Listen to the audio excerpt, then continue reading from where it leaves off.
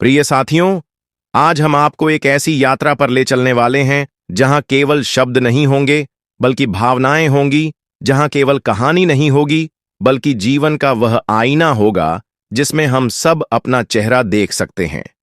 कल्पना कीजिए, एक विशाल नगर में एक सेठ था जिसके पास सोने चांदी के ढेर थे, पर उसके भीतर प्रेम का एक कण भी नहीं था।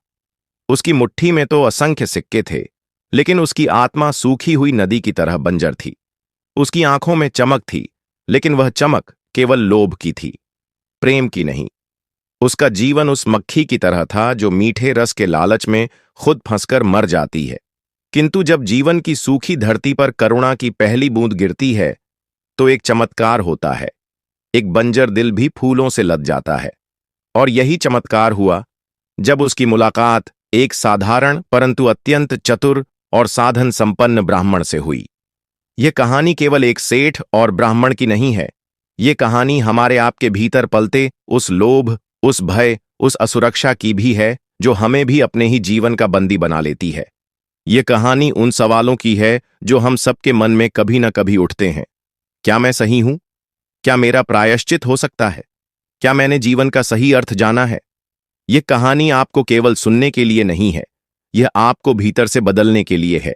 यह आपको आपकी अपनी यात्रा का, आपके अपने संघर्षों का, आपके अपने उत्तरों का स्मरण कराएगी। तो मित्रों, अपने सारे व्यस्तताओं को एक ओर रख दीजिए। अपने मन के सभी द्वंद्वों को थोड़ी देर के लिए शांत कर दीजिए। अपने भीतर के उस मासूम, उस जिज्ञासु बच्चे को आवाज दीजिए जो अब भी जीवन का असली अर्थ जानने को आतुर है। क्योंकि आज हम एक ऐसे रास्ते पर चलेंगे जहां धन की खनक नहीं बल्कि आत्मा की शांति गूंजेगी, जहां लेने का नहीं देने का सुख मिलेगा, जहां अमीरी तिजोरियों में नहीं दिलों में मापी जाएगी। तो आइए, गौतम बुद्ध की पावन वाणी से प्रेरित इस अद्भुत यात्रा का शुभारंभ करें, जहां एक मक्खी चूस सेठ कैसे स्वयं को अमृता के पथ पर ले चला। यह जानना न केवल रोचक है बल्कि आपके जीवन को भी छू जाने वाला अनुभव बनने वाला है। कहानी की दुनिया में आपका स्वागत है। आइए, इस जीवन बदल देने वाली यात्रा की पहली सीढ़ी चढ़ते हैं। वृद्ध वट वृक्ष की घनी छांव तले गांव के बाहर एक पुराना मगर धनाढ्य सेठ रहा करता था। उसकी गिनती नगर के सबसे अमीर व्यक्तियों में होती थी, परंतु उसकी एक आदत थी जिसे पूरा नगर जानता था। वह अभूतपूर्व कंजूस था। लोग उसे हंसी में मक्खी चूस सेठ कहते थे, क्योंकि वह एक तिनका भी खर्च करते समय सैकड़ों बार सोचता था। लेकिन प्रिय मित्रों, कहानी के इस भावनात्मक और जीवन बदलने वाले सफर पर चलने से पहले मैं आपसे एक छोटा सा विनम्र निवेदन करना चाहता हूं। अगर आप इस चैनल पर नए हैं तो कृपया इस वीडियो को लाइक करें, चैनल को सब्सक्राइब करें और अपने अमूल्य प्रेम और समर्थन से हमें निरंतर आगे बढ़ने की प्रेरणा दें। आपका एक छोटा सा सहयोग हमारे लिए अथाह ऊर्जा और नई कहानियां रचने की शक्ति बनता है। याद रखिए, आपका दिया हुआ प्यार ही वह दीपक है जिसकी रोशनी में हम और भी सुंदर और भी अर्थपूर्ण कथाओं को आपके समक्ष ला सकते हैं। तो आइए, अब देर न करते हुए हृदय की गहराइयों से इस भावपूर्ण यात्रा का शुभारंभ करते हैं, जहां एक साधारण सेठ और एक चतुर ब्राह्मण के बीच घटी एक अद्भुत घटना आपके मन के सूखे को हरियाली में बदल देगी। तो मित्रों, मन को एकाग्र करिए, हृदय के द्वार खोलिए और आइए इस कहानी में डूबते हैं। क्या आपने कभी सोचा है, जीवन में असली अमीरी किस बात की होती है? यह मोड़ इस सेठ के जीवन की दिशा ही बदल देगा। कभी कभी एक छोटा सा निर्णय पूरी जिंदगी को बदल देता है। जहां अन्य सेठ धन का उपयोग धर्म, दान और पुण्य में करते थे, वहीं यह सेठ अपने घर के दरवाजे भी खुद खोलता ताकि नौकर को वेतन न देना पड़े। बाजार से सस्ता अनाज लाता, पुराने फटे कपड़ों में रहता और पूजा पाठ तक में घी का दीपक जलाने से बचता था। इसी नगर में एक गरीब किंतु अत्यंत बुद्धिमान ब्राह्मण भी रहता था। उसके पास धन नहीं था, पर बुद्धि और चातुर्य से वह धनी था। जीवन की कठिनाइयों ने उसे धैर्य, विनम्रता और गहरी दृष्टि प्रदान की थी। ब्राह्मण जानता था कि यदि जीवन में स्थिरता चाहिए तो केवल भाग्य या परिश्रम नहीं, बल्कि चतुराई भी उतनी ही आवश्यक है। एक दिन जब सूर्य की पहली किरणें नगर के मंदिर की घंटियों पर पड़ रही थीं, उस ब्राह्मण ने निश्चय किया कि वह सेठ से एक अनोखा पाठ सीखेगा। उसने सोचा, यदि सबसे कंजूस व्यक्ति भी किसी बात पर दान कर दे तो वही जीवन का सबसे बड़ा रहस्य होगा। संध्या होते होते ब्राह्मण सेठ के द्वार पर पहुंचा। उसने नम्रतापूर्वक प्रणाम किया और बोला, सेठ जी, मैं कोई भिक्षा मांगने नहीं आया। मैं तो आपके जीवन का सबसे बड़ा रहस्य जानने आया हूं कि कैसे आप इतने अमीर होकर भी अपना धन संभालते हैं और कैसे आप हर फालतू खर्च से बच जाते हैं। सेठ, जो अक्सर भिखारियों को डांटकर भगा देता था, इस विनम्र और चतुर प्रश्न को सुनकर कुछ नरम पड़ गया। वह सोचने लगा, यह व्यक्ति बाकी लोगों की तरह भीख नहीं मांग रहा, बल्कि मेरी चतुराई जानना चाहता है। क्यों न इसे अपना थोड़ा सा ज्ञान दिखाऊं। सेठ ने आंखों में चमक लाते हुए कहा, ब्राह्मण देवता, यदि तुम सच्चे हो और मेरा सम्मान करते हो तो मैं तुम्हें वो बातें सिखा सकता हूं जो मैंने वर्षों की तपस्या से सीखी हैं। लेकिन याद रखना, हर बात का मूल्य चुकाना पड़ता है। ब्राह्मण मुस्कुराया और हाथ जोड़कर बोला, सेठ जी, ज्ञान का मूल्य तो श्रद्धा होती है। मैं पूरी श्रद्धा से आपके प्रत्येक शब्द को आत्मसात करूंगा। सेठ प्रसन्न हुआ और उसने ब्राह्मण को आंगन में बैठने का संकेत किया। उसने पहली बार अपने पुराने खटारे गद्दे पर किसी को बैठाया। सेठ धीरे धीरे बोलने लगा। उसकी आवाज में एक अनोखी कठोरता और चालाकी थी। धन वही बचाता है जो छोटी से छोटी चीज का भी हिसाब रखता है। जो एक तिनका भी व्यर्थ जाने दे, वह कभी बड़ा नहीं बन सकता। दुनिया में सबसे मूर्ख वो है जो दया के नाम पर अपनी मेहनत का धन लुटा दे। ब्राह्मण चुपचाप सुन रहा था। उसकी आंखों में गहरी चमक थी। उसने धीरे से पूछा, सेठ जी, तो क्या दया और दान भी मूर्खता है? सेठ ने नाक सिकोड़ते हुए उत्तर दिया, दान, दया, ये सब केवल मूर्खों के दिखावे हैं। असली बुद्धिमानी है अपना धन अपने पास रखना। दुनिया सिर्फ शोषण करना जानती है। ब्राह्मण ने सिर झुकाया, लेकिन भीतर ही भीतर उसके मन में प्रश्नों की एक गहरी लहर उठने लगी थी। तो क्या वास्तव में जो कुछ भी हम दूसरों को देते हैं वह व्यर्थ चला जाता है? क्या आत्मा की संतुष्टि, पुण्य और सच्चा सुख भी कोई मायने नहीं रखते? इन्हीं विचारों में डूबा हुआ ब्राह्मण वहां से लौट आया, परंतु उसके मन में अब भी संतोष नहीं था। रात्रि के समय जब चारों ओर गहरी निस्तब्धता छा चुकी थी और तारे आकाश में टिमटिमा रहे थे, ब्राह्मण एक निर्णय पर पहुंचा। मुझे अपने प्रश्नों का उत्तर गौतम बुद्ध से पूछना चाहिए। केवल वे ही मेरे भ्रम को दूर कर सकते हैं। अगली भोर होते ही ब्राह्मण अपना छोटा सा थैला लेकर नगर छोड़ने के लिए तैयार हो गया। उसका मन उत्सुक था, पर साथ ही भीतर हल्की सी बेचैनी भी थी। क्या सच में धन का अर्थ केवल संग्रह करना है, या जीवन का कोई और भी उच्च उद्देश्य है जिसे वह अभी तक समझ नहीं पाया? उसने पूर्व दिशा की ओर कदम बढ़ाए, उसी ओर जहां कहीं गौतम बुद्ध का संघ विराजमान था। लेकिन वह नहीं जानता था कि इस यात्रा में उसे सिर्फ उत्तर ही नहीं मिलने वाला था, बल्कि उसकी पूरी जिंदगी हमेशा के लिए बदलने वाली थी। चतुर ब्राह्मण धूल भरे रास्तों पर नंगे पांव चलता चला जा रहा था। उसकी झोली खाली थी, पर मन सवालों से भरा था। दिन चढ़ते चढ़ते सूर्य की तपती किरणें उसकी पीठ को जला रही थीं, लेकिन भीतर की जिज्ञासा की आग इतनी तीव्र थी कि उसने थकान को भी धकेल दिया था। चलते चलते तीसरे दिन एक बागान के किनारे उसे खबर मिली कि गौतम बुद्ध अपने शिष्यों के साथ पास के गांव में ठहरे हैं। उसके हृदय में एक सिहरन दौड़ गई। अब मेरे सारे प्रश्नों का उत्तर मिलने वाला है। मेरे जीवन का रास्ता शायद अब स्पष्ट होगा। उसने अपनी गति तेज कर दी। संध्या का रंग धीरे धीरे आकाश में घुलने लगा था। बांस की छड़ियों से बने एक बड़े आसन पर बुद्ध देव विराजमान थे। उनका तेजस्वी चेहरा शांत था, मानो भीतर अनंत महासागर लहरें मार रहा हो, फिर भी सतह पर पूर्ण शांति। ब्राह्मण ने दूर से ही श्रद्धा से सिर झुका दिया और धीरे धीरे नजदीक गया। उसने कांपती आवाज में कहा, भगवन, मैं आपके शरण में आया हूं। मेरा हृदय संशय से भरा है। कृपा कर मेरे अंधकार को दूर करें। बुद्ध ने करुणामय दृष्टि से उसकी ओर देखा। बताओ वत्स, बुद्ध ने मधुर स्वर में कहा, क्या प्रश्न तुम्हें भीतर से पीड़ा दे रहे हैं? ब्राह्मण ने अपना संपूर्ण अनुभव, सेठ के साथ हुई मुलाकात, सेठ की बातों का विवरण और अपने मन के भीतर उठते संशयों को बिना किसी झिझक के विस्तार से कह सुनाया। हर शब्द में उसकी बेचैनी झलक रही थी, हर वाक्य में एक असहाय पुकार थी। गौतम बुद्ध मुस्कुराए। उनकी मुस्कान वैसी थी जैसे कोई माता अपने छोटे बच्चे को डर से मुक्त कर रही हो। वे कुछ क्षण मौन रहे, फिर धीमे धीमे बोले, वत्स, जो व्यक्ति केवल संग्रह करता है और उसे कभी बांटता नहीं, वह जीवन की उस गंध से वंचित रह जाता है जो केवल त्याग से मिलती है। धन संग्रह करने में दोष नहीं है यदि उसका उद्देश्य सेवा हो, परंतु केवल लोभ के कारण, भय के कारण यदि कोई व्यक्ति अपने भीतर धन का पहाड़ खड़ा कर लेता है तो वह भी एक प्रकार की गरीबी है, भीतर की गरीबी। ब्राह्मण के हृदय में कुछ हलचल होने लगी। उसने आश्चर्य से पूछा, भगवान, तो क्या जो धन हम दूसरों को देते हैं वह खोता नहीं? बुद्ध मुस्कुराए, वत्स, जो दिया गया वह कभी नष्ट नहीं होता। जो संचित किया गया वह तो मृत्यु के साथ यहीं छूट जाता है, पर जो प्रेम, करुणा, सेवा के रूप में दिया गया वह आत्मा के साथ चलता है, जन्म जन्मांतरों तक। ब्राह्मण की आंखें भर आईं।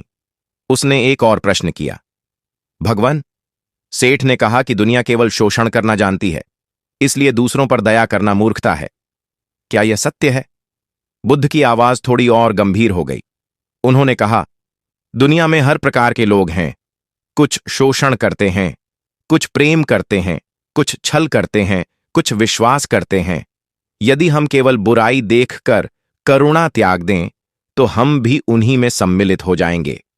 सच्चा बुद्धिमान वह है जो जानते हुए भी करुणा नहीं छोड़ता, जो पहचानते हुए भी प्रेम से वंचित नहीं होता। त्याग और सेवा नासमझी नहीं है, वह आत्मा की सबसे बड़ी विजय है। ब्राह्मण ने अपनी झोली को देखा जो अब भी खाली थी, और फिर अपने हृदय को महसूस किया जो बुद्धदेव के शब्दों से भरने लगा था। उसने धीरे से पूछा, भगवान, तो क्या मैं भी अमीर बन सकता हूं यदि मैं संग्रह नहीं बल्कि सेवा को अपनाऊं? बुद्ध ने सिर हिलाया और बोले, वत्स, अमीरी केवल धन में नहीं है। अमीर वह है जिसके पास देने के लिए प्रेम है, सेवा है, ज्ञान है, सहानुभूति है, और जो सच्चे हृदय से देता है उसके भौतिक जीवन में भी वह सब लौट कर आता है, कई गुना होकर। धर्म और धन दोनों का संतुलन वही मनुष्य साध सकता है जो भीतर से निर्मल हो। ब्राह्मण अब मौन था। उसके भीतर अब कोई प्रश्न नहीं था। उसकी अंतरात्मा में एक ऐसी शांति उतरने लगी थी जैसी वह वर्षों से खोज रहा था। रात्रि की चांदनी में गौतम बुद्ध का चेहरा एक दीपक के समान चमक रहा था। उस आलोक में ब्राह्मण को अपना भविष्य भी साफ साफ दिखाई दे रहा था। सेवा का मार्ग, संयम का मार्ग और सच्ची अमीरी का मार्ग। रात गहरी होती चली गई।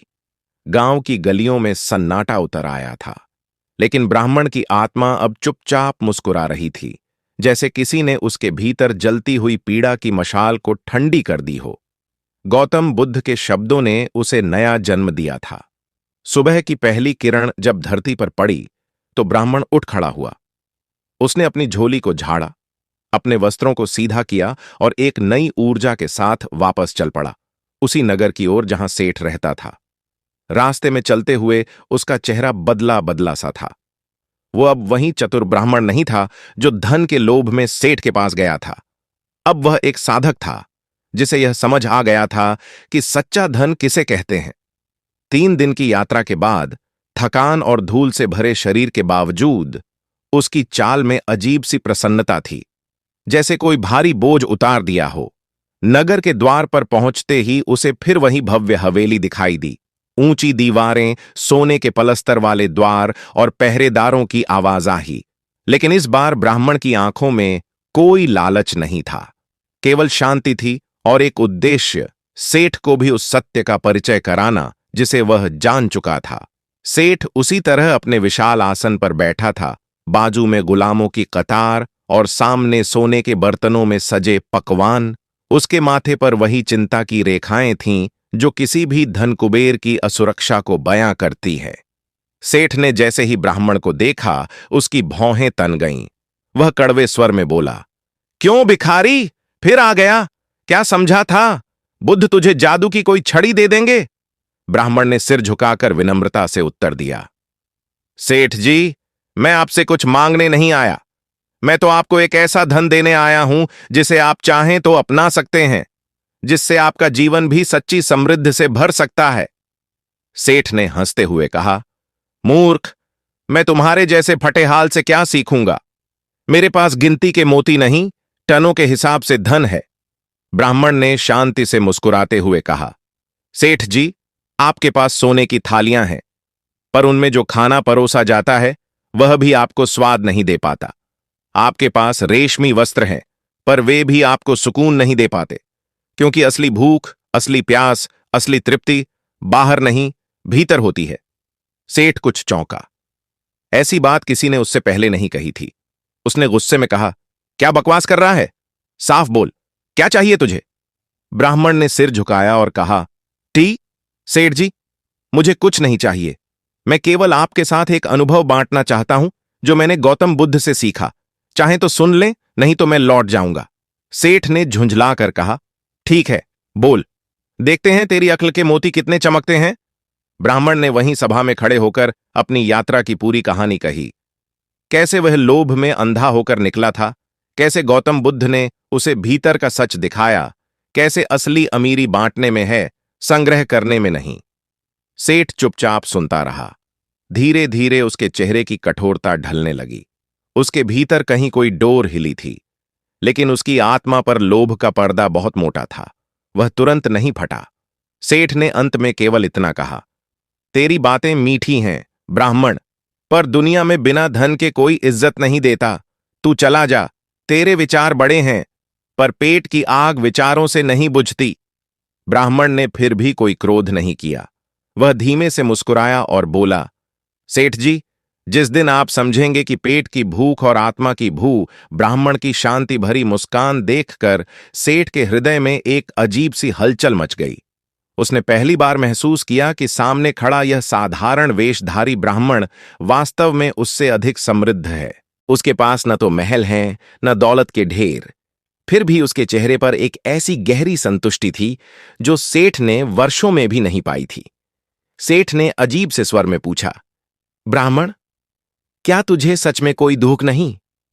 तेरे पास न रहने को घर है, न पहनने को अच्छे कपड़े, फिर भी तू इतना प्रसन्न कैसे दिखता है? ब्राह्मण ने गहरी सांस ली और धीमे स्वर में कहा, सेठ जी, दुख तो तब होता है जब हमारी इच्छाएं हमारी पहुंच से बड़ी हो जाती हैं। मैंने बुद्ध के चरणों में जाकर जाना कि सच्ची खुशी दूसरों को देने में है, न कि केवल अपने लिए बटोरने में। जब मैंने अपनी अपेक्षाओं को कम किया और सेवा का मार्ग अपनाया, तभी मुझे भीतर से सुख मिला। सेठ कुछ देर मौन रहा। हॉल में खामोशी छा गई थी। हर नौकर, हर दरबान, हर आगंतुक चुपचाप सुन रहा था। सेठ के होंठ फड़फड़ाए, जैसे वह कुछ कहना चाहता हो, लेकिन शब्द नहीं मिल रहे थे। आखिरकार उसने भारी स्वर में पूछा, लेकिन ब्राह्मण, मेरे पास जो है उसे छोड़ दूं? मैंने सारी उम्र इसे पाने के लिए खून पसीना बहाया है। क्या सब कुछ त्याग कर ही सुख मिलेगा? ब्राह्मण मुस्कुराया, सेठ जी, बुद्ध ने सिखाया है, त्याग का अर्थ सब कुछ छोड़ देना नहीं है, बल्कि मोह को छोड़ देना है। धन घर में रहे, लेकिन हृदय में नहीं। जैसे नाव जल में तैरती है, पर अगर नाव के भीतर पानी भर जाए तो डूब जाती है, वैसे ही धन जीवन के साधन के रूप में रहे, साध्य न बने। सेठ इस उपमा को सुनकर चौंक गया। वह पहली बार समझ पाया था कि समस्या धन में नहीं थी, बल्कि धन के प्रति उसकी आसक्ति में थी। सेठ ने अपने आसपास खड़े अपने सेवकों और रिश्तेदारों की ओर देखा। हर चेहरा स्वार्थ और भय से भरा था। कोई भी सच्चा प्रेम या सम्मान वहां नहीं था, केवल लालच और दिखावा। धीरे धीरे सेठ की आंखों में पानी आ गया।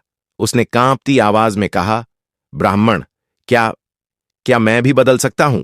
ब्राह्मण ने आगे बढ़कर सेठ के कांपते हाथों को थामा और कहा, सेठ जी, जब तक जीवन है तब तक परिवर्तन संभव है, परंतु पहला कदम स्वयं को पहचानने का है, अपने भीतर के डर, लोभ और मोह को स्वीकारने का।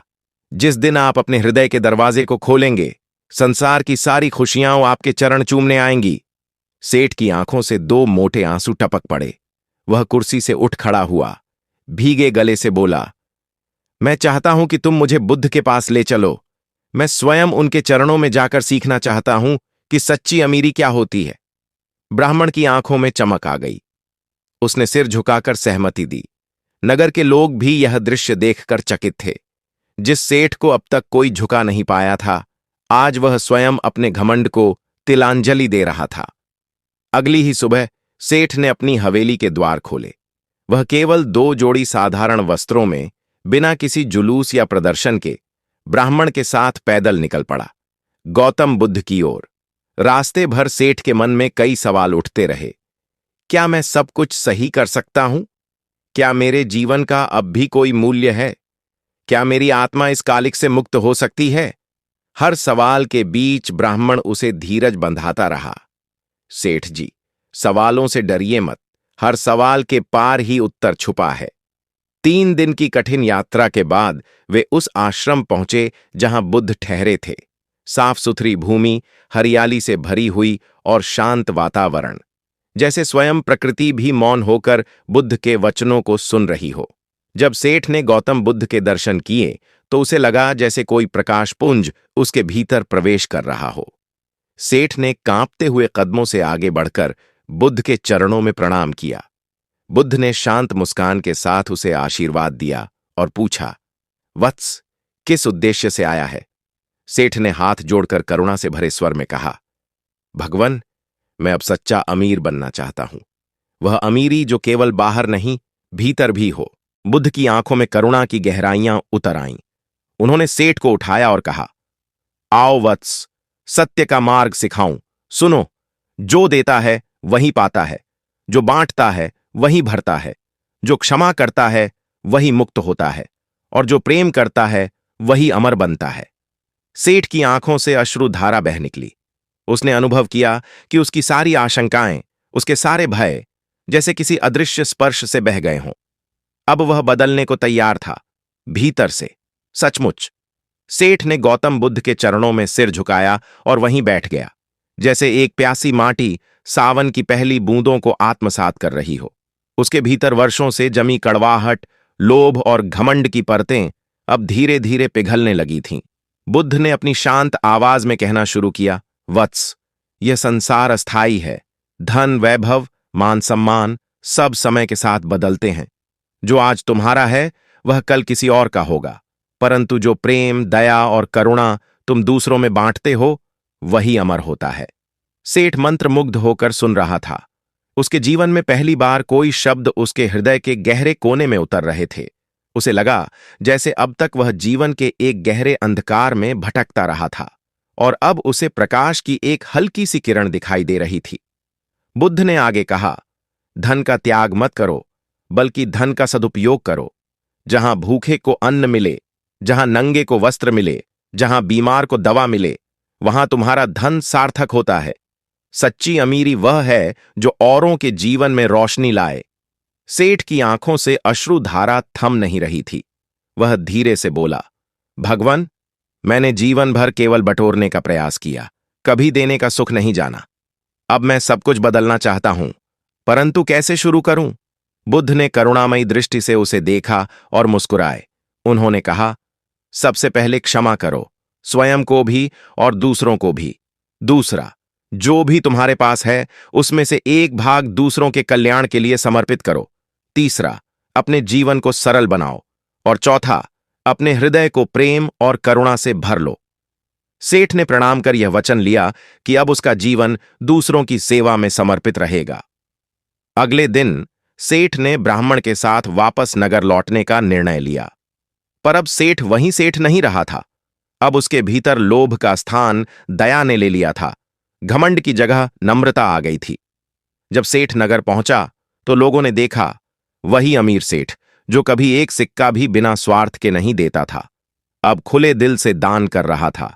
भूखों को भोजन, नंगों को वस्त्र और बीमारों को औषधियां बांटी जा रही थीं। सेठ स्वयं अपने हाथों से वृद्धों के चरण दबाता, रोगियों के घाव साफ करता और बेसहारा बच्चों को शिक्षा दिलाने की व्यवस्था करता। नगर के लोग पहले तो चकित हुए, फिर धीरे धीरे उनका सम्मान बढ़ने लगा। लोग सेठ को अब दाता सेठ कहने लगे। ब्राह्मण, जो शुरू से सेठ का मार्गदर्शन कर रहा था, अब उसके सच्चे मित्र और सलाहकार बन गए थे। वे सेठ को बार बार याद दिलाते, सेठ जी, जो करुणा से झुके वही वास्तव में ऊंचा उठता है। सेठ का हृदय अब एक सुंदर बगिया बन गया था, जहां लोभ के कांटे नहीं, दया के पुष्प खिले थे। एक दिन कुछ महीनों बाद सेठ पुनः बुद्ध के पास गया, इस बार एक विनती लेकर। वह हाथ जोड़कर बोला, भगवान, अब मैं चाहता हूं कि जो सुख मुझे मिला है वह पूरे नगर में फैले। मैं चाहता हूं कि हर गरीब, हर असहाय को जीवन में आशा मिले। क्या आप मुझे कोई मार्ग दिखा सकते हैं? बुद्ध ने प्रसन्न होकर कहा, वत्स, जब तू स्वयं दीपक बन जाएगा तो हजारों दीपकों को जला सकेगा। जाओ, प्रेम का संदेश फैलाओ, निरंतर सेवा करो और स्मरण रखो, सच्चा सुख दूसरों के चेहरे पर मुस्कान लाने में है। सेठ ने सिर झुकाकर आभार व्यक्त किया। उस दिन से उसने नगर में जगह जगह सेवा केंद्र, विद्यालय और औषधालय खोलवाए।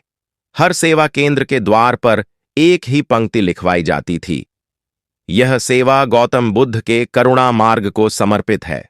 धीरे धीरे वह नगर आनंद से भर गया। भूख कम हो गई, रोग घटने लगे और लोग प्रेम और करुणा में एक दूसरे का साथ देने लगे। और सेठ, उसके मन के सारे पुराने प्रश्न, सारी आशंकाएं अब बुझ चुकी थीं। उसका हृदय अब नितांत शांत था, जैसे कोई सूखा तालाब अब वर्षा से भर गया हो। अब वह सच में जान गया था, सच्ची अमीरी बाहर नहीं, भीतर होती है। अगर आप चाहें तो अब मैं इस कहानी का अंतिम भावनात्मक, जिसमें सेठ के अंतिम शब्द, नगर का अंतिम दृश्य और गौतम बुद्ध की अंतिम शिक्षा को एक सुंदर समापन के साथ लिखा जाए, वह भी बहुत विस्तार और दिल को छूने वाले अंदाज में लिख सकता हूं। जरूर, अब मैं इसी कहानी को आगे बढ़ाते हुए पूरा विस्तार से, भावनात्मक और गहराई से, पात्रों को वहीं रखते हुए, कहानी का अंत और निष्कर्ष भी जोड़ते हुए प्रस्तुत कर रहा हूं। सेठ के जीवन में अब हर दिन एक तपस्या की तरह बीतने लगा था। पहले जो धन उसे गर्व और भय देता था, अब वही धन सेवा का साधन बन गया था। सेठ के भीतर जो कभी अंतहीन लालसा थी, अब वहां संतोष की निर्मल धारा बहने लगी थी। एक दिन सेठ ने ब्राह्मण से कहा, मित्र, आज मेरे भीतर एक अजीब सी शांति है। मुझे लगता है जैसे मैंने जीवन का वास्तविक अर्थ पा लिया है। परंतु एक प्रश्न अब भी मेरे भीतर हलचल करता है, क्या मैं अपने पूर्व के पापों से मुक्त हो पाया हूं? क्या मेरे भीतर जो कभी लोभ और कठोरता थी, उसका बोझ अब भी मेरे जीवन पर है? ब्राह्मण ने मुस्कुराकर कहा, सेठ जी, जब किसी वृक्ष की टहनियां कटती हैं तो कुछ समय बाद उस पर नई कोपलें फूटती हैं, परंतु वृक्ष स्वयं को दोष नहीं देता, वह बस फिर से जीना सीखता है। आपने भी अपने भीतर सेवा और प्रेम के बीज बो दिए हैं। अब चिंता नहीं, कर्म करो, यही मुक्ति का मार्ग है। सेठ के चेहरे पर हल्की मुस्कान फैल गई, परंतु उसका हृदय एक बार फिर गौतम बुद्ध के दर्शन का इच्छुक हो उठा। वह ब्राह्मण के साथ फिर से उसी विहार पहुंचा जहां बुद्ध अपने शिष्यों को उपदेश दे रहे थे। सेठ ने उनके चरणों में सिर झुकाकर कहा, भगवान, मैंने आपकी शिक्षा के अनुसार जीवन जीने का प्रयास किया है। अब भी मेरे भीतर शंका है, क्या मैंने सच में अपने मन को निर्मल कर लिया है? क्या मेरा प्रायश्चित पूरा हो पाया है? क्या मेरी आत्मा अब मुक्त है? गौतम बुद्ध ने उसे बड़े स्नेह से देखा। उनकी आंखों में गहरी करुणा थी, जैसे समंदर का सारा पानी उसमें समा गया हो। उन्होंने सेठ को पास बुलाया और बड़े प्रेम से कहा, वत्स, जीवन एक प्रवाह है। जिस क्षण तुमने अपने भीतर प्रेम, सेवा और करुणा को जन्म दिया, उस क्षण तुमने स्वयं को जन्म दे दिया। पश्चाताप तभी आवश्यक है जब हृदय कठोर हो, पर जब हृदय फूल सा कोमल हो जाए तो केवल प्रेम ही रह जाता है। तुम अब मुक्त हो, क्योंकि तुमने लोभ के बंधन काट दिए हैं। तुम्हारे मन का प्रत्येक प्रश्न, प्रत्येक पीड़ा अब बहे जा रहे हैं, जैसे बादलों के हटने के बाद आकाश स्वच्छ हो जाता है। सेठ की आंखों से अश्रु बह निकले, पर वे अब ग्लानि के नहीं थे, वे थे शांति के, मुक्ति के, प्रेम के आंसू। उसने अनुभव किया जैसे उसके मन के भीतर कोई भारी पत्थर अब उठ चुका है। वह स्वयं को इतना हल्का, इतना स्वच्छ, इतना शांत पहले कभी नहीं महसूस कर पाया था। बुद्ध ने अपना करुणामयी हाथ सेठ के सिर पर रखा और कहा, वत्स, याद रखो, धन कभी दोषी नहीं होता, लोभ दोषी होता है। संपत्ति कभी कलंक नहीं होती, स्वार्थ कलंक होता है। जो अपने साधनों का उपयोग दूसरों के कल्याण में करता है, वह संसार में अमर हो जाता है। अब से तू जीवन को उसी दृष्टि से देख, तेरा प्रत्येक श्वास, प्रत्येक कार्य सेवा का साधन बने। बस यही जीवन का सत्य है। सेठ ने हाथ जोड़कर प्रणाम किया। उसका हृदय एक कमल की तरह खिल चुका था। अब उसमें न कोई डर था, न कोई शंका। अब वह जान चुका था कि सच्चा सुख पाना नहीं, देना है। सच्ची अमीरी सोने चांदी में नहीं, बल्कि किसी भूखे के पेट की रोटी, किसी दुखी की आंख की मुस्कान में है। वह ब्राह्मण के साथ वापस अपने नगर लौट आया, पर इस बार वह केवल एक सेठ नहीं था। वह एक जीवित संदेश बन चुका था, करुणा का, सेवा का, प्रेम का। नगर के कोने कोने में उसकी कहानियां फैलने लगीं। सेठ ने एक एक करके गांवों में अन्न भंडार खुलवाए, गरीबों के लिए घर बनवाए और बच्चों के लिए शिक्षालय स्थापित किए। लोग जब भी सेठ को देखते तो उन्हें उसमें गौतम बुद्ध का ही प्रतिबिंब दिखाई देता। अब सेठ का नाम इतिहास के पन्नों में अमीरी के लिए नहीं, बल्कि अपने निर्विकार प्रेम और सेवा के लिए अमर हो गया था। सेठ का अंतिम संदेश था, जिसने एक दुखी के चेहरे पर मुस्कान ला दी, उसने सच्चे अर्थों में जीवन जिया, और इस तरह उसकी आत्मा को शांति मिली, पूर्ण, निर्मल और अमिट शांति। और अगर आप चाहते हैं कि ऐसी ही गहरी, दिल को छू लेने वाली कहानियां आप तक सबसे पहले पहुंचें, तो चैनल को सब्सक्राइब करना न भूलिएगा और बेल आइकन को दबाइए, ताकि कोई भी प्रेरणादायक कहानी आपसे छूट न जाए। मिलते हैं बहुत जल्द एक और नई, दिल को छू जाने वाली कहानी के साथ, एक और नए अनुभव के साथ, जो आपके जीवन को एक नई दिशा देने का सामर्थ्य रखती है। तब तक के लिए अपने भीतर की रोशनी को जलाए रखिए, अपनी मुस्कान को जिंदा रखिए और विश्वास बनाए रखिए कि जीवन हर दिन एक नया चमत्कार रच सकता है। जय हिंद, जय भारत।